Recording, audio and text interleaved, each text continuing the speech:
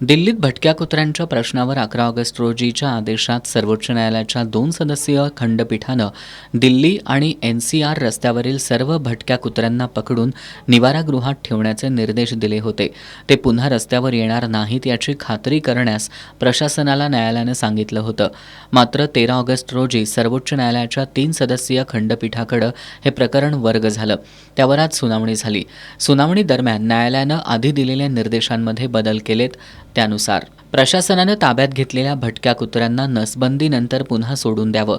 मात्र रेबीज झालेले आणि आक्रमक वर्तन असणारे कुत्रे निवारा केंद्रांमध्येच राहतील. भटक्या कुत्र्यांना खाऊ घालण्यावर न्यायालयानं बंदी आणली आहे. स्थानिक प्रशासनानं त्यांना खाऊ घालण्यासाठी स्वतंत्र जागेची व्यवस्था करावी. न्यायालयाच्या निर्देशानंतरही रस्त्यावर भटक्या कुत्र्यांना कुणी खाऊ घालत असेल तर संबंधितांवर कायदेशीर कारवाईचे न्यायालयाचे निर्देश. रस्त्यावरील भटक्या कुत्र्यांना दत्तक घेण्यासाठी प्राणीप्रेमी अर्ज करू शकतात.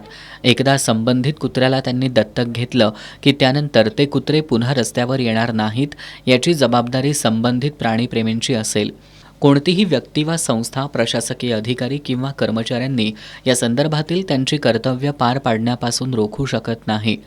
ज्या प्राणीप्रेमी आणि संस्थांनी सर्वोच्च न्यायालयानं कुत्र्यांबाबत आदेशांना आव्हान देणारी याचिका दाखल केली होती त्यांना अनुक्रमे 25,000 व 2 लाख रुपये रजिस्ट्रारकडे दंडाची रक्कम म्हणून जमा करावी. आधी प्रकरण दिल्ली NCR क्षेत्रापुरतं मर्यादित होतं. मात्र न्यायालयानं सर्व राज्य आणि केंद्रशासित प्रदेशांना पक्षकार करत या कार्यवाहीची व्याप्ती वाढवली आहे. त्यामुळे हे निर्देश केवळ दिल्ली NCR क्षेत्रापुरतेच मर्यादित नसून संपूर्ण देशभरात सर्व राज्यांमध्ये लागू असतील असं न्यायालयानं स्पष्ट केलंय. या प्रकरणाच्या सुनावणीनंतर राष्ट्रीय धोरण तयार केलं जाईल असंही न्यायालयानं स्पष्ट केलंय.